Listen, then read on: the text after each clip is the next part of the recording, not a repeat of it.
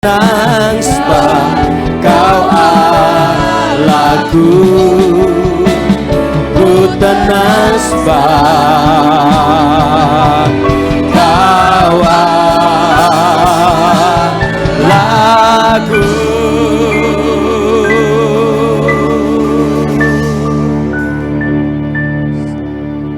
Benar Tuhan, pada waktu hidup kami mengalami badai, pada waktu kami dekat dengan Tuhan, saat itulah kami tenang.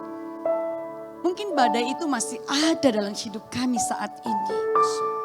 Tetapi pada waktu kami dekat dengan Tuhan, bersekutu dengan Tuhan, sebuah keajaiban yang tidak bisa dunia berikan buat kami, yaitu ketenangan, damai, sukacita. Itulah rahasia yang indah bagi anak-anak Tuhan yang percaya kepada Tuhan. Terima kasih Bapa untuk hak istimewa yang Kau berikan buat kami. Masalah boleh ada, pergumulan boleh ada. Kami tidak bisa menghindar itu Tuhan, karena itulah hidup di dunia ini.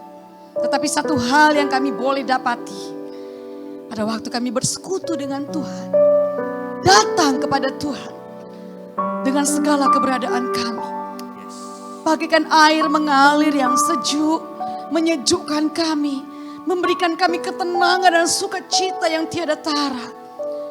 Itulah kami, anak-anak-Mu ya Tuhan. Malam ini, jamah hati kami semua dengan kasih-Mu. Kami rindu Engkau Tuhan Yesus. Kami haus akan Engkau Tuhan Yesus.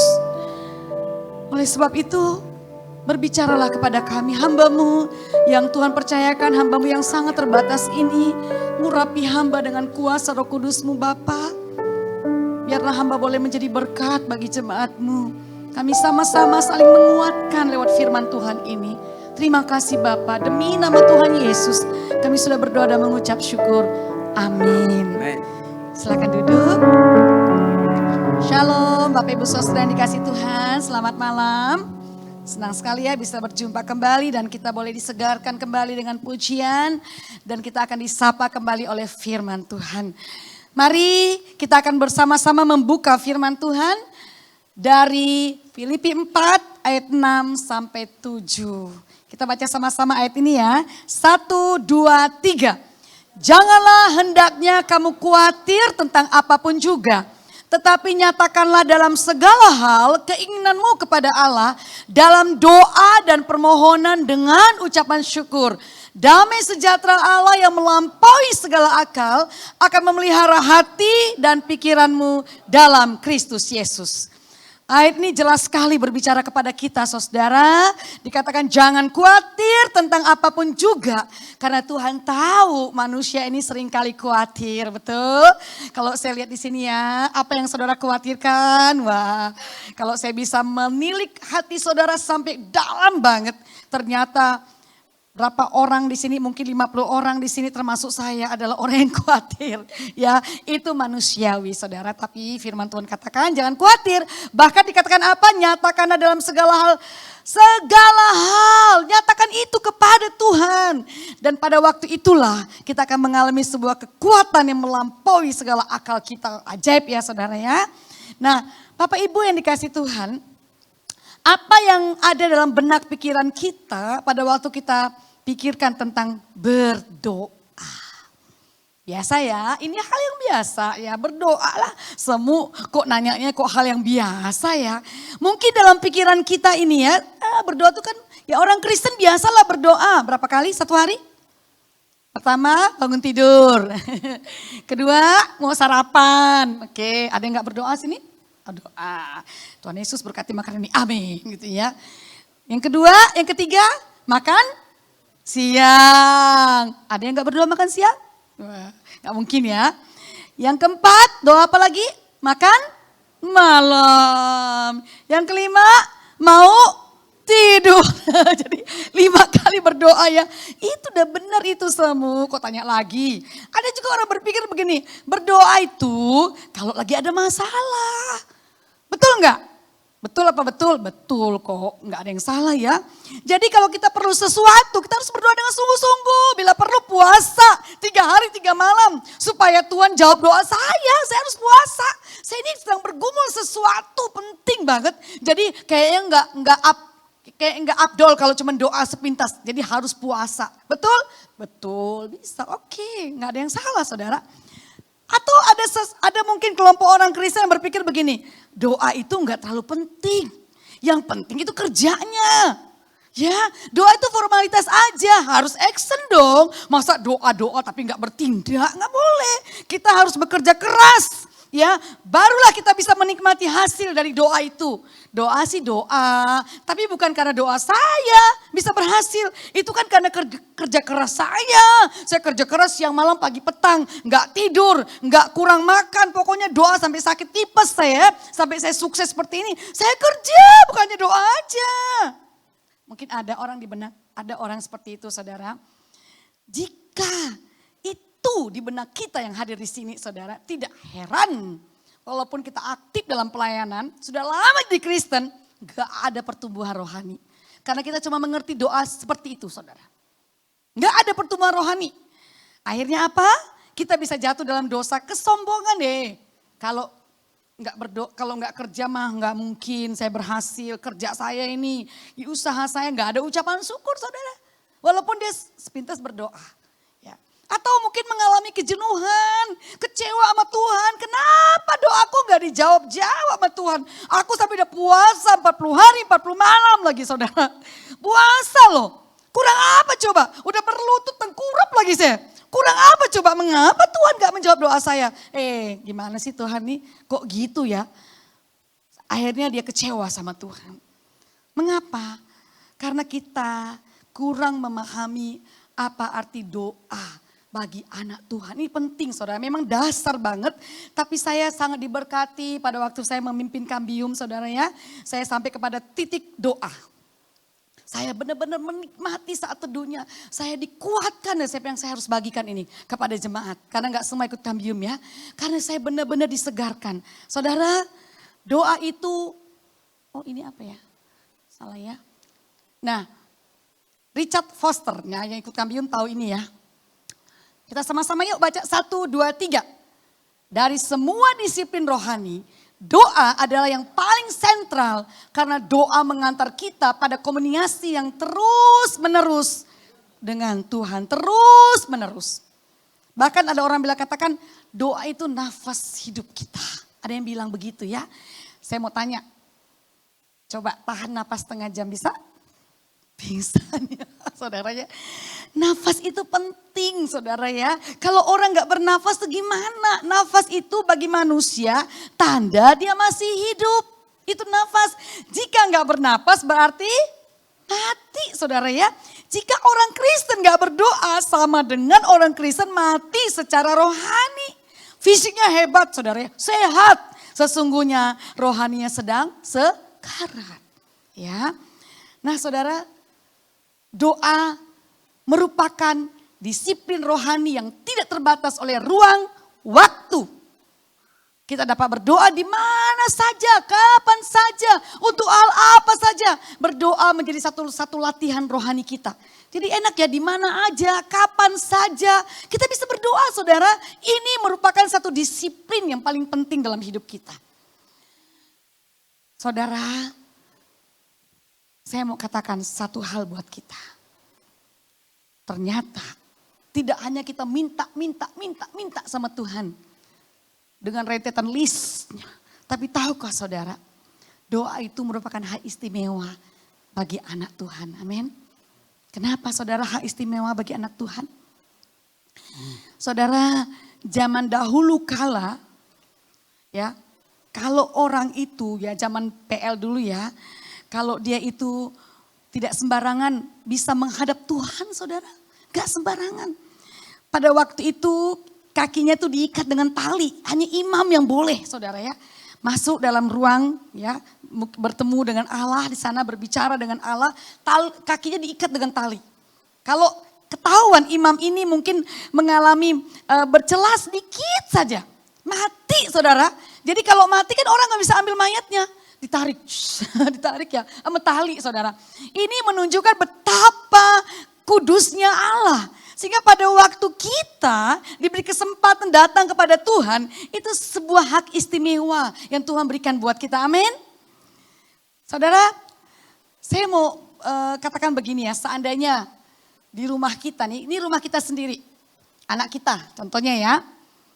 Terus tiba-tiba orang tua kita bilang begini, ya silakan masuk gitu ya. Anak sendiri loh, silakan masuk gitu ya. Terus, oh izin ya aku mau ke WC dulu. Oh izin ya aku mau ke kamar dulu. Kan gak begitu ya, gak begitu ya. Kalau Vero ya, kalau ke rumah yang gak begitu ya papa mama, ada Vero, silakan masuk Vero. Boleh gak Pak aku ke kamar? Ya silakan masuk gitu. Aku mau makan, iya boleh kayak tamu ya. Enggak begitu ya. Kalau anak gitu ya, dia mau ngapain juga boleh, rumahnya sendiri. Kan rumahnya sendiri. Coba kalau ada orang asing ya, datang.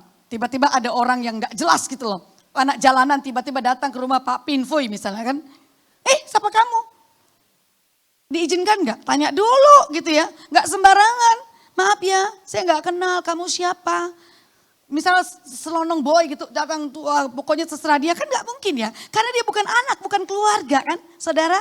Nah saya mau katakan bahwa ternyata pada waktu kita menjadi anak Tuhan, percaya kepada Tuhan saudara. Kita dikasih hak istimewa untuk berjumpa dengan Tuhan. Untuk berdoa dan Tuhan membuka tangannya untuk mendengar kita bicara apa.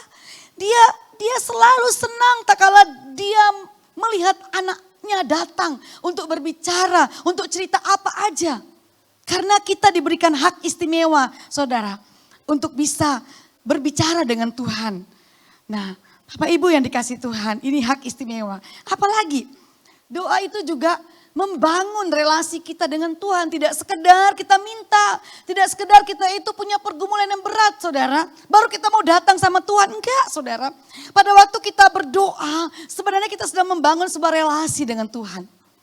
Nah ya saya pakai ilustrasi anak saya ya. Si PJ lagi ada di sekarang nih, berapa hari lagi ya menghitung hari dia akan pergi untuk melayani Tuhan. Nah kami sering menggunakan waktu untuk ngobrol-ngobrol, rasanya senang banget gitu bisa ngobrol-ngobrol ya dengan anak kita. Dia ceritakan cerita apa aja, cerita semuanya, cerita tentang nanti gimana waktu pelayanan di Gorontalo gimana, segala macam cerita. Rasanya saya sebagai orang tua tuh senang banget anak saya mau cerita, mau curhat, mau cerita apa aja. Saya senang banget. Ya, sebagai orang tua senang banget. Coba yang menjadi orang tua di sini ya. Kalau anaknya cerita, ya senang ya. Kita sebagai orang tua senang ya anak tuh cerita gitu. Enggak melulu, "Pa, minta uang." "Pa, semuanya pas mau ngomong sama kita. Cuman minta duit aja." Lama-lama kan rasanya enggak enak ya hati kita ya. Itu kita bapak di dunia ini loh. Ya Bapak di surga tuh rindu banget membangun relasi dengan kita. Tidak sekedar kita hanya minta saudara ya. Ya kita tinggal, "Pak Tuhan tolong teken dong proposal," gitu ya. Teng, selesai. Bukan gitu saudara ya. Pada waktu kita berbicara, kita ngobrol dengan Tuhan, kita memuji Tuhan, kita ceritakan, kita mengucap syukur kepada Tuhan. Saudara sebenarnya Tuhan tuh senang banget kita sedang membangun relasi dengan Tuhan. Akrab dengan Tuhan ya, bukan melulu hanya membutuhkan sesuatu ya. Bapak Ibu saudaraku yang dikasih Tuhan, ada seorang papa ya. Kayaknya saya pernah cerita di beberapa minggu yang lalu kali ya tentang hati yang rindu ya.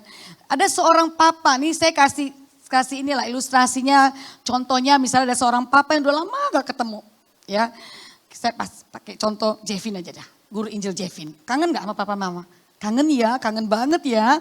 Nah terus papa mamanya tuh datang ke Jakarta ingin ketemu dengan anak tercintanya, anak kesayangannya gitu ya. Wah seneng banget mau ketemu gitu, udah lama gak ketemu sama anaknya. Wah pokoknya papa mama itu membayangkan dia ketemu anaknya, dia akan peluk anaknya, melepas rindu, pokoknya ngobrol-ngobrol, menghabiskan waktu dengan anaknya. Nah pada waktu papa mamanya datang, saudara, guru Injil Jepin jemputlah ke bandara. Tahu-tahu Jepin bukan lihat papa mamanya, dia lihat apa yang dibawa papa mamanya ya. Dia nggak lihat muka papa mamanya, dia ngeliat Apa yang dibawanya? Yang dilihat oleh-olehnya saudara. Bukan dilihat papa mamanya sampai, ini ilustrasi aja Evin gak kayak gitu ya. Dia sayang papa mamanya, ilustrasi aja. Dia langsung, papa bawa apa? Papa bawa apa? Langsung ambil barangnya ya saudara ya. Nah seringkali kita tuh seperti itu saudara sebenarnya tanpa kita sadari. Kita maunya berkatnya terus ya. Maunya tuh Tuhan berkati kita, berkat-berkat, enggak salah. Enggak salah, tapi Tuhan tuh rindu banget berelasi dengan kita, ngobrol-ngobrol dengan kita, membangun hubungan dengan kita, amin. Itulah doa saudara ya, itulah doa ya.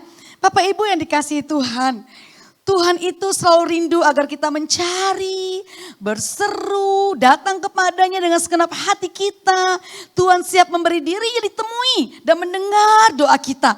Karena Tuhan ingin kita sebagai anaknya bersekutu dengannya, itulah kerinduan Tuhan. Tuhan senang banget bersekutu dengan kita. Ya walaupun seringkali Tuhan lihat, waduh kita nih sibuk banget ya. Sibuk banget. Ya super duper sibuk di Jakarta ini tempo hidupnya tuh cepet banget ya. Saya juga bingung ya, kenapa cepet ya? Saya baru pagi-pagi bangun gitu ya, berdoa, terus sibuk siapin Shane, bekalnya segala macam pagi-pagi ya. Terus ya kirim saat teduh, habis itu antar Shane, habis itu pulang lagi, siapin sarapan lagi buat orang rumah, habis itu ke pasar lagi, habis itu lah kok cepet banget ya waktunya ya. Habis itu tiba-tiba aduh doa sih, aduh ini lagi, habis itu nanti jemput Shane lagi, pulang lagi Shane makan, habis itu antar lagi ke les, pulang lagi. Astaga naga, tahu-tahu udah sore. Cepet banget ya waktunya. Pasti Bapak Ibu yang kerja juga begitu ya. Lama di jalan ya, temponya cepet banget ya. Ya itulah hidup manusia. Tapi bagaimanapun sesibuk-sibuk apapun kita saudara ya, ada satu orang yang rindu sama kita. Siapa dia? Tuhan. Dia rindu banget sama kita. Kita bisa di mana aja kok, kita bisa di mobil ya. Di mobil sambil nyetir bisa ngobrol sama Tuhan ya. Relasi dengan Tuhan sambil masak. Saya biasakan diri saudara, kalau saya kerja saya suka setel lagu sambil nyanyi saudara ya. Sambil nyanyi itu cara saya untuk terus menjalin hubungan dengan Tuhan. Kemana aja, kadang-kadang saya ke dapur, saya bawa itu speaker dengan handphone saya. Ke nyuci, saya bawa lagi ke sana. Pokoknya kemana saya pergi saya bawa saudara. Karena saya ingin banget mendengar pujian menguatkan saya ya. Tadi saya kaget ya, lagu yang pertama tadi Pak Pimfoy nyanyikan, saya sedang nyanyikan terus dia di rumah. Nanti kalau saya WL nanti saya mau nyanyi ini, saya bilang bagus banget lagunya. Sebagai ungkapan syukur, ternyata kita sehati ya Pak ya. Lagunya luar biasa. Aku ada hari ini karena Tuhan baik. Itu kata-katanya luar biasa saudara, satu ungkapan syukur. Nah saudara, kita baca satu ayat ini. 1, 2, 3. Kamu tidak memperoleh apa-apa karena kamu tidak berdoa. Wah serem banget dia dengan ayat ini ya. Karena kamu tidak berdoa. Bagaimana caranya Tuhan tuh pengen banget kita tuh apa adanya cerita sama Tuhan. Ada orang yang tertutup banget. Oke deh sama hamba Tuhan tertutup gak apa-apa. Tertutup gak mau cerita masalahnya. Padahal pengen mendoakan ya. Ya kita gak bisa paksa, tapi sama Tuhan cerita dong sama Tuhan. Tuhan aku nih kesel banget, aku nih berat banget, aku nih ini cerita. Bapak Ibu yang dikasih Tuhan, jika relasi kita terjalin manis dengan Tuhan, apa yang terjadi pada waktu kita berdoa ini dia? Berdoa artinya kita sedang menyelaraskan kehendak Tuhan. Kita punya keinginan A misalnya ya, kita punya A, Tuhan saya pengen banget A, misal contoh ya. Tapi kok nah seringkali kita ngotot ya sama Tuhan ya, inilah kesalahan kita. Kita ngotot sama Tuhan, kita maunya A, terus berdoa A. Saudara, pada waktu kita berdoa sama Tuhan sebenarnya kita sedang menyelaraskan kehendak kita dengan kehendak Tuhan loh. Kita bukan maksa Tuhan loh. Kita bukan maksa Tuhan, enggak. Ingat pada waktu kita berdoa kepada Tuhan, Tuhan tuh seringkali seringkali banyak pengalaman saya bersama dengan Tuhan saudara tentang hal ini. Saya belajar untuk kalaupun enggak ya enggak apa-apa gitu loh. Berarti Tuhan punya rencana di balik semua ini. Itu dah sampai ke proses itu, kita harus sampai ke tahap itu saudara sebagai orang Kristen. Kalau kita misalnya enggak gitu loh, kita enggak usah maksa gitu loh. Kita percaya bahwa Tuhan punya rencana, enggak ngotot gitu loh. Pada waktu kita berdoa kita memahami mungkin ada kehendak Tuhan. Pasti ada kehendak Tuhan yang terbaik di balik semua ini. Amin. Ya, saya nggak tahu mungkin saudara sedang mendoakan sesuatu yang berat banget. Yang seolah-olah kok Tuhan nggak dengar doa saya. Oke. Saudara sedang masuk dalam sebuah proses untuk memahami kehendak Tuhan. Saudara, kita ini anak Tuhan loh. Kita ini punya hak istimewa. Kita ini orang yang sangat berharga di mata Tuhan. Tuhan sayang loh sama kita. Kita harus sampai ke titik itu. Tuhan mengasihi kita. Kita anak Tuhan. Kita dalam genggaman tangan Tuhan. Amin. Kita dalam rancangan Tuhan yang sempurna. Amin. Tuhan tahu yang terbaik dalam hidup kita. Kalaupun kita doa, itu kan pikiran manusia kita pikir itu yang terbaik. Tapi Tuhan tahu yang terbaik bagi kita. Nah itulah yang harus sampai ke titik itu. Nah soalnya misalnya begini saudara ya, ada seorang anak kecil ya, dia itu ngambek banget gak dikasih coklat sama mamanya. Padahal dia sedang batuk gitu ya. Mamanya gak kasih, oh dia ngambek mama jahat, mama jahat, mama jahat. Gak kasih saya coklat. Padahal Tuhan tahu kalau dia makan coklat dia sakit, batuk.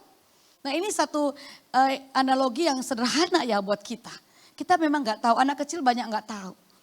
Ya, kita kadang-kadang juga seperti anak kecil saudara. Kita ngotot sama Tuhan, kita minta sama Tuhan. Tapi Tuhan gak jawab, coba belajar. Coba berpikir bahwa pasti di balik semua ini ada rencana Allah yang sempurna dalam hidup kita. Amin.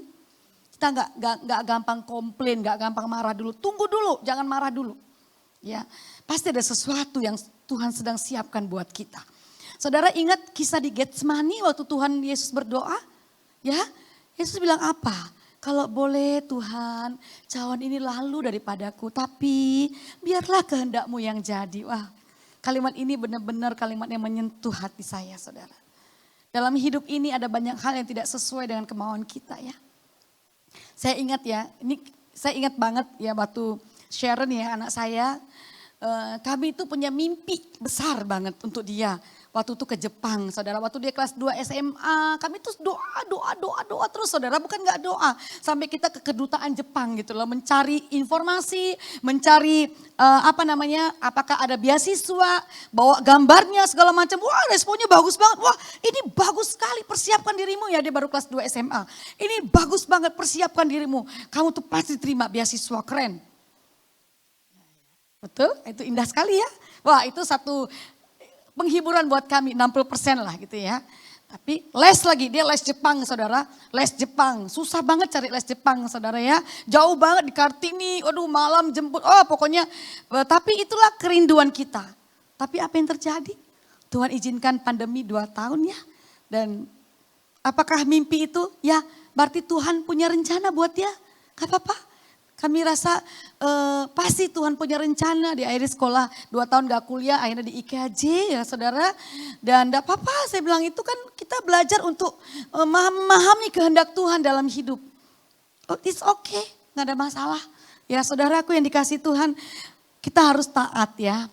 Memang kadang kita manusia butuh belas kasihan Tuhan, kita kayak anak kecil kadang-kadang suka ngambek. Tapi ya semakin kita dewasa, ya semakin kita mengerti yang terbaik yang Tuhan siapkan buat kita. Ini sebuah proses. Nah, ada ilustrasi juga dengan tentang Shen, saudara. Shen itu makanan favoritnya adalah Indomie goreng. Sampai bantal Indomie, guling Indomie dibeliin ya. Saking dia suka banget Indomie. Indomie goreng forever. Tapi saya sebagai orang tua saudara ya, kadang berantem loh, dia masih kecil ya. Ribut besar dengan Sen gara-gara saya gak kasih makan Indomie. Dia mami gak sayang mami, pokoknya wah rame deh. Berantem lah mama sama anak gara-gara Indomie gitu ya. Mami kok gak boleh, itu kok boleh temanku makan Indomie di kantin boleh. Ya, itu kan anak orang bukan anak mami, saya bilang. Wah saya berantem loh dia waktu itu ya. Tapi sekarang ya mulai besar ya, dia mulai paham saudara. Bahwa kalau sering makan Indomie bisa sakit, gak sehat. Semakin dia berumur semakin dia mengerti. Bahwa gak boleh makan Indomie selalu, ada jadwalnya saudara ya. Gitu juga dalam hidup kita ya, semakin kita berrelasi dengan Tuhan. Semakin kita dekat dengan Tuhan, gak ada lagi pikiran negatif tentang Tuhan. Enggak lagi kita, Tuhan kok gak sayang sama saya, itu kok gitu, itu kok gini, banding-bandingin dengan orang lain. Enggak saudara, kita berpikir positif tentang Tuhan, amin. Ya karena itu Tuhan kita loh, Tuhan gak jawab sesuai maunya kita paham bahwa pasti ada maksud Tuhan yang terbaik. Termasuk kalau ada pasangan yang tiba-tiba gak jadi, putus di tengah jalan ya. Sampai ada yang saya melayani ya, satu orang. Ya saya sudah pernah cerita di khotbah di Yup ya, sampai mau bunuh diri, sampai aduh pokoknya stresnya luar biasa. Ceweknya tuh luar biasa stresnya. Saya dampingi, aduh saya pun jadi ikutan gitu loh saudara ya. Kenapa gitu, marah, kesel, mau bunuh diri lah, apalah. Pokoknya stres lah, harus ke psikiater lah, macam-macam yang terjadi. Saya dampingi, saya berdoa dengan dia. Ya, apa yang terjadi saudara? Memang dia bukan yang terbaik buat. Saya bilang, dia bukan yang terbaik buatmu. Tuhan sedang siapkan yang terbaik buatmu. Benar? Berapa bulan kemudian atau tahun ya? Kemudian dia move on, dia pelayanan kembali ya. Tuhan pertemukan dia dengan seseorang yang terbaik ya. Menikah, sekarang mereka ada di Australia. Ternyata cowok ini memang enggak benar ya. Enggak bagus lah. Saya nggak mau ceritakan. Pokoknya bukan yang terbaik dalam hidupnya. Nah itu. Kadang-kadang ya begitu saudara ya. Kadang-kadang begitu dalam hal apapun saudara. Bukan hanya dalam hal jodoh. Dalam hal apapun. Saudara, apalagi doa itu waktu kita berdoa menjadi sarana untuk mengubah kita. Yes. Apa yang diubahkan saudara pada waktu kita berdoa? Ketergantungan kita dengan Tuhan. Kita belajar untuk menjadi pribadi yang bergantung penuh sama Tuhan. Kadang-kadang ada kesombongan ya, kita merasa diri kita hebat. Ada loh saudara. Kita merasa diri kita pintar. Ya bisa terjadi itu dalam hidup kita. Kita merasa punya pengalaman yang besar dalam hidup saya atau kita. Kita merasa kita yang ngatur Tuhan, harus gini Tuhan ya, harus gini ya, gini. Tanpa disadari. Tapi pada waktu kita berdoa saudara, itu mengubah kita. Untuk kita menjadi pribadi yang bergantung penuh sama Tuhan. Kita baca sama-sama 1, 2, 3. Akulah pokok anggur dan kamulah ranting-rantingnya. Barang siapa tinggal dalam aku dan aku di dalam dia, ia berbuah banyak. Sebab di luar aku kamu tidak dapat berbuat apa-apa. Saya selalu punya pengalaman ya dengan Tuhan ya. Mana PJ tadi ya. PJ itu dikenal dengan nama PJ cuma di sini ya. Kalau di luar orang gak kenal PJ saudara ya. Dia main keyboard ya. Waktu dia SD, maaf ya sayang ya. Gak apa-apa, ini pengalaman bagaimana ketergantungan sama Tuhan. Waktu di SD saudara ya. Saya bergumul banget dengan anak ini. Ya. Wah beda dengan Sharon. Sharon itu minatnya banyak banget. Gitar semua mau dilahap semua sama dia. Mau keyboard lah, mau apa, nyanyi lah, tampil, semuanya bisa. Ngomong lah, berani lah, segala macam. Dia kalau di TK, saya ingat tuh waktu di TK ya. Dia TK A, saya TK B. Dia begini, siapa yang mau ganggu adik saya? Digituin ya sama Sharon ya. Nggak boleh ganggu. Dia gini ya, membela adiknya. Nah, terus berjalannya waktu, saya bilang kamu mau nggak ini belajar ini? Enggak, ini nggak mau, semua nggak mau. Terus saya bilang sama Pak Pir, gimana ya anak ini ya? Terus Bapak bilang gini, anak kita kan dalam rancangan Tuhan yang sempurna. Wow, setiap anak tuh dirancang Tuhan yang sempurna gitu loh. Tuhan punya rencana buat anak ini. Kata-kata itu sangat-sangat menyentuh hati saya. Mulai saat itu saya terus berdoa untuk anak ini. Ya, saya tahu ini anak Tuhan. Ya, saya juga kemarin ya sempat terharu nih ada Pak Kongsam ya, William ya. Saya waktu dia mau berangkat ya, pembinanya juga doakan, kita juga doakan. Saya tuh hampir mau netes air mata ngelihat dia, mau saya peluk dia. William, kamu tahu, kamu diberi kesempatan untuk hidup lagi. Saya ingat kembali waktu dia sakit, bagaimana orang tuanya takut pegang dia, saya yang pegang. Karena orang tuanya udah takut pegang waktu sakit ya. Mungkin sebagian gak tahu cerita tentang William ya. William kecil, itu saya pegang dia, saya gendong dia. Padahal saya takut juga ya, suntik. Saudara, saya ngelihat dia itu. Saya percaya Tuhan punya rencana yang besar buat kamu William. Dia sekarang sudah berangkat di Taiwan ya saudara. Kadang-kadang ada banyak sesuatu keajaiban yang di luar pikiran kita saudara. Disitulah kita belajar bahwa di luar Tuhan kita gak bisa buat apa-apa. Kita belajar untuk ketergantungan kita sama Tuhan, amin.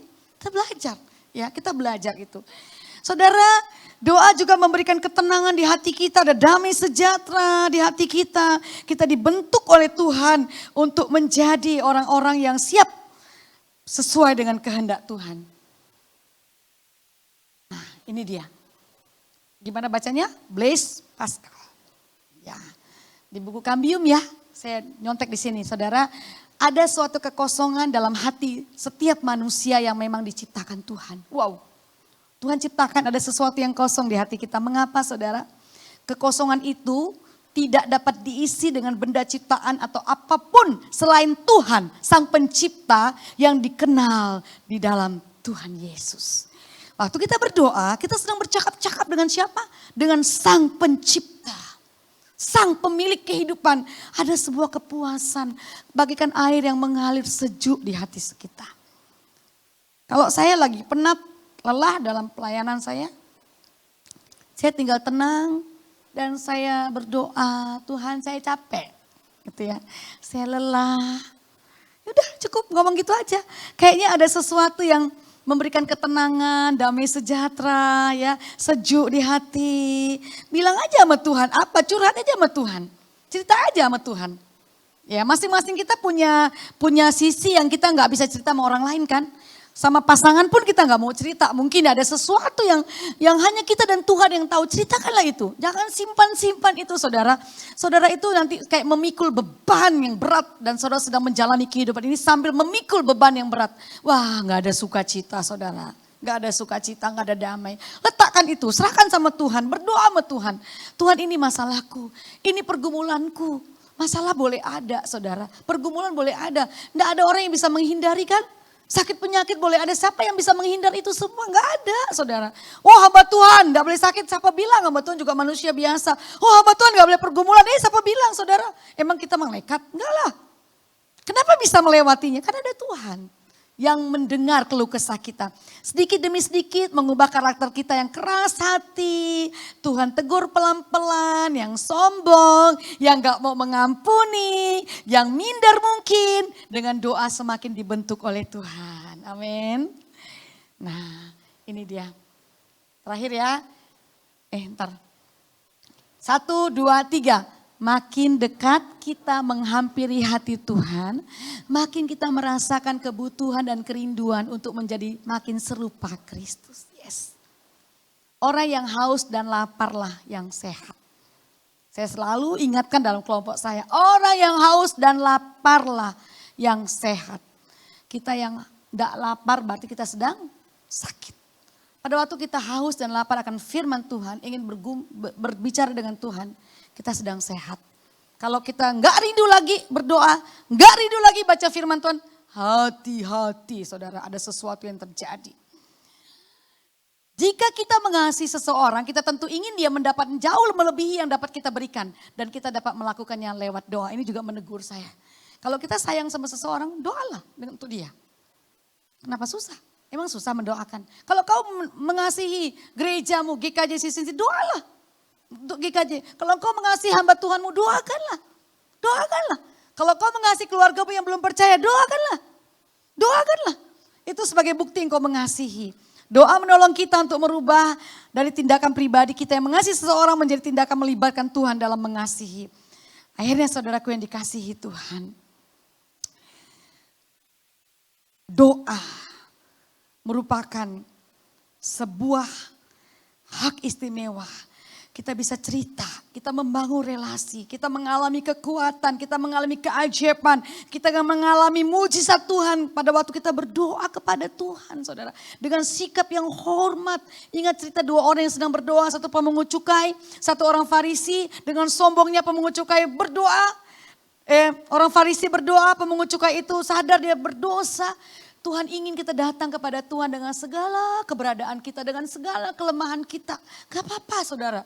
Tuhan tahu kok kita ini mungkin kita sedang mengalami masalah, persoalan, kita mengalami kesalahan. Gak apa-apa saudara, kita datang sama Tuhan dengan segala keberadaan kita. Dan Tuhan senang banget pada waktu kita datang dengan terbuka kepada Tuhan.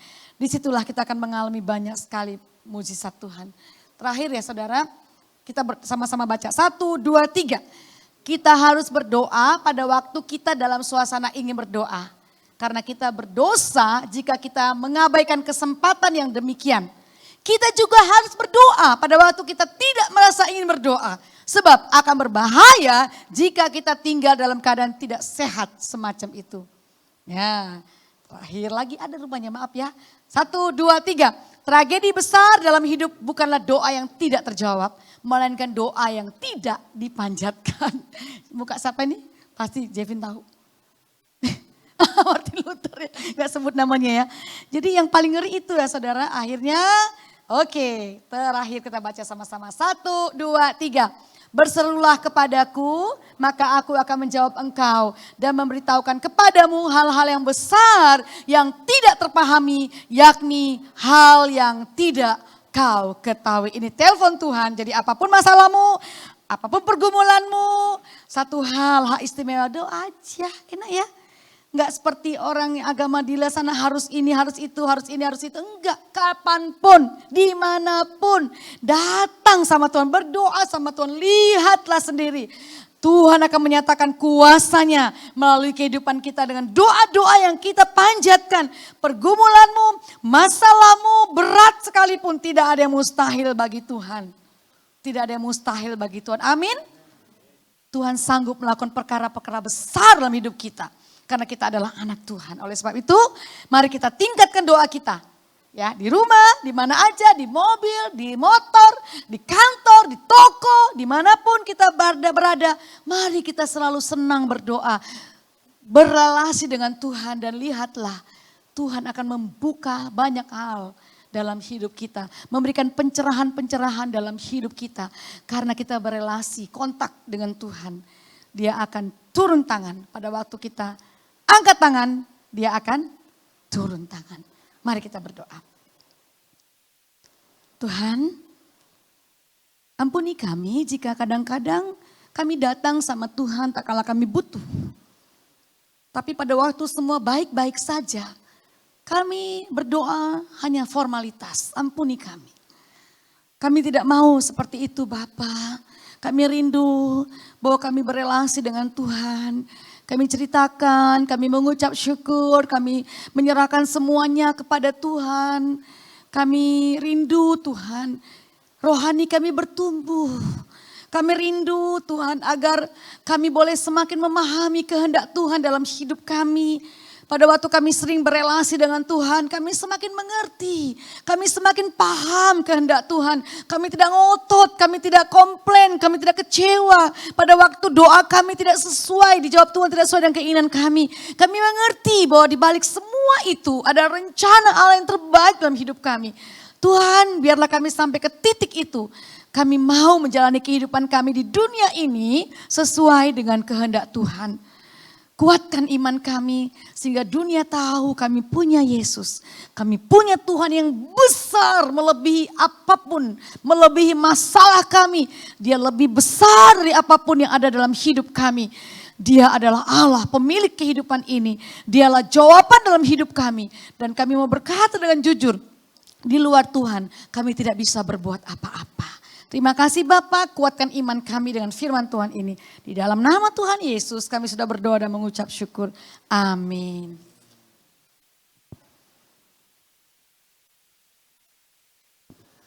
Puji Tuhan.